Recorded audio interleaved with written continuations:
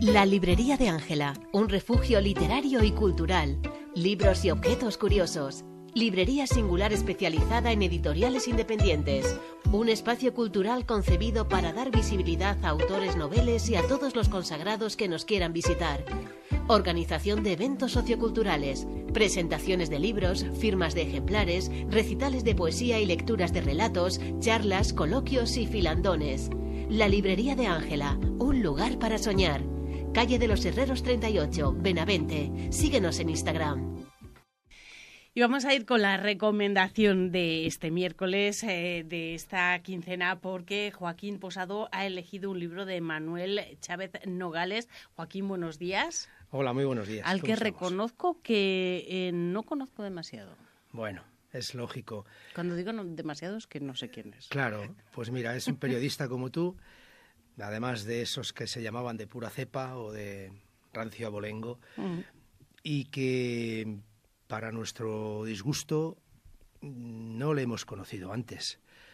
Quizás es a partir del 90 o así cuando se empiezan a recuperar textos suyos, crónicas y algunos libros tan maravillosos como el que hoy vamos a presentar. Este hombre nace en Sevilla en el 1897. Era de una familia muy culta, su padre es escritor, su madre concertista de piano. Y aunque su padre falleció muy pronto, cuando él tenía 17 años, él va a ponerse a trabajar en El Liberal, que era el periódico en el que su padre escribió durante al menos década y media. Al tiempo se matriculaba de algunas asignaturas de filosofía y letras. Colabora con el diario nacional El Sol, con el cordobés La Voz, publica cuentos, relatos, incluso teatro.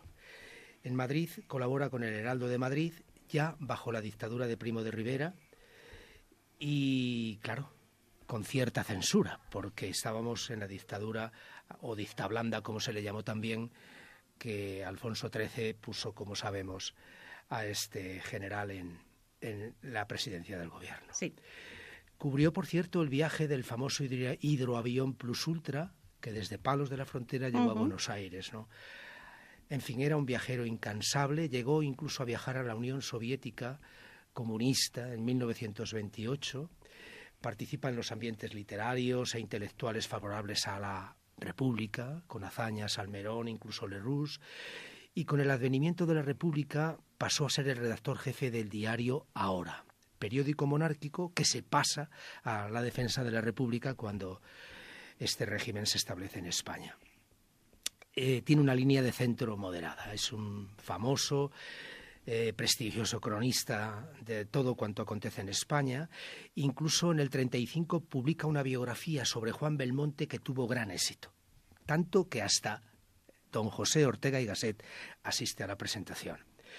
Bien, cuando se produce el golpe de Estado del 36 se muestra muy crítico con ese movimiento en contra de la República. Él dice: yo no soy un revolucionario, pero estoy contra la causa antifascista.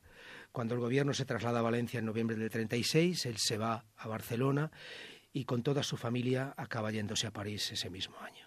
Este exilio le acabó llevando a Londres muy poco antes de que Hitler entrara en París, en donde acabó colaborando con la BBC y demás. Fallece con apenas 43 años de peritonitis. Su tumba en Londres no tiene lápida. Y la obra que hoy recomendamos se había publicado en 1934. En 1937 ¿Sí? publica quizás una de las crónicas, se podría decir, pero también es algo más que una crónica. No llega a ser una novela, es la recopilación de varias historias, en concreto 9 relatos sacados de la realidad. Esa obra se titulaba A sangre y fuego.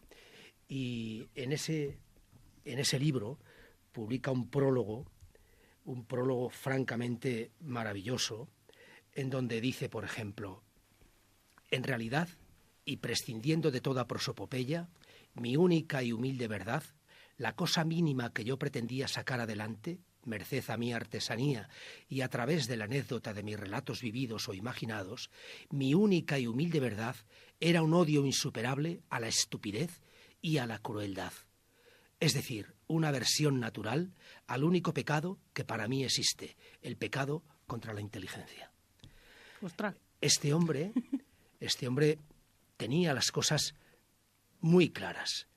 Llega a decir en algún momento, dice, antifascista y antirrevolucionario por temperamento. Me negaba sistemáticamente a creer en la virtud salutífera de las grandes conmociones y aguardaba trabajando confiado en el curso fatal de las leyes de la evolución. Todo revolucionario, con el debido respeto, me ha parecido siempre algo tan pernicioso como cualquier reaccionario. Fíjate. Bueno, fíjate. Yo creo que deja claro de quién hablamos. Y la postura en la que está, ¿no? De quién hablamos. Vamos allá con esta obra tan peculiar y con un título tan curioso. ¿Sí? El maestro Juan Martínez que estaba allí. ¿Ante qué estamos?, se pregunta Andrés Trapiello, que hace un prólogo precioso de esta obrita, de esta obra. Dice, es una crónica novelada, es un relato de hechos verídicos, y por cierto, ya que el título es El maestro Juan Martínez que estaba allí, ¿quién estuvo allí? En concreto, ese allí se refiere a Kiev, actual Ucrania, en la guerra civil rusa que enfrentó a zaristas, que eran los blancos, con los bolcheviques, que eran los rojos. Juan Martínez, por cierto, es un maestro bailarín de flamenco de Burgos. Vaya. ¿Estuvo allí Juan Martínez, este bailarín, o estuvo el propio Chávez Nogales para contarnos esta crónica maravillosa? Debemos afirmar que es Juan Martínez, este personaje histórico y real, el que estuvo en Rusia. Y quiere contar lo que vivió, sin adornos ni sentimentalismos. Y el autor, Chávez Nogales, nos lo va a relatar en una literatura, entre comillas, sin énfasis.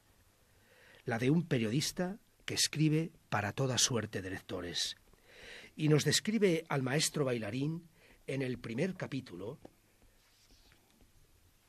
página 3. Dice, Martínez es flamenco, de Burgos, bailarín, tiene 43 años, una nariz desvergonzadamente judía, unos ojos grandes y negros de jaca jerezana, una frente atormentada de flamenco, un pelo requete peinado de madera charolada, unos huesos que encajan mal, porque indudablemente son de muy distintas procedencias, arios, semitas, mongoles, y un pellejo duro y curtido como el cordobán. En fin, nos cuenta que este bailarín llegó a París con su novia Sole, a la que había robado de su pueblo, y le enseñó a bailar a ella aquel flamenco litúrgico, y se ganaban la vida bien en cabarets y otros lugares de fiesta, hasta que llegó un empresario de Constantinopla y los fichó. Vaya. Y allá que se fueron a Turquía. Qué pena, apenas faltaban 40 días para que estallara la Gran Guerra, la Primera Guerra Mundial. Bueno, después de la presentación del protagonista que hace Chávez Nogales, le va a dar la voz del relato a Juan Martínez por completo. Y nos va a contar en primera persona, con una mirada distante, sin emociones que pudieran tergiversar el auténtico reportaje al que estamos asistiendo, al que estamos leyendo. Acompañamos a esta pareja de pícaros españoles por una Europa enloquecida. Primero con la Primera Guerra Mundial y después con la Rusia revolucionaria. Estallará esa revolución contra el zar con su consiguiente guerra civil y viviremos la zozobra de estos artistas con el corazón en un puño. Van a pasar de la opulencia al éxito y del éxito a la más absoluta pobreza, incluso hambruna, sin que lo que estamos leyendo nos parezca nunca una fantasía de su protagonista. El tono de la escritura nos permite creer lo descrito. Lo que hay en estas páginas está fundado en lo vivido, en las evidencias, aunque éstas a veces nos parezcan ásperas y dolorosas. No habrá sectarismo, ni buenos ni malos. Sí que tenemos en este libro una auténtica lección de historia que nos va a ayudar a entender mejor, mucho mejor, aquel tiempo y el mundo en el que vivimos hoy. No os la perdáis. Pues muchísimas gracias, Joaquín. Nos has dejado con muchas ganas de leer esta obra y todo lo que podamos encontrar de este autor que al menos yo personalmente no conocía, Manuel Chávez Nogales, y en este caso la recomendación es el maestro Juan Martínez, que estaba allí. Muchísimas gracias. Gracias a vosotros. La librería de Ángela, un refugio literario y cultural. Libros y objetos curiosos. Librería singular especializada en editoriales independientes. Un espacio cultural concebido para dar visibilidad a autores noveles y a todos los consagrados que nos quieran visitar. Organización de eventos socioculturales, presentaciones de libros, firmas de ejemplares, recitales de poesía y lecturas de relatos, charlas, coloquios y filandones. La librería de Ángela, un lugar para soñar. Calle de los Herreros 38, Benavente. Síguenos en Instagram.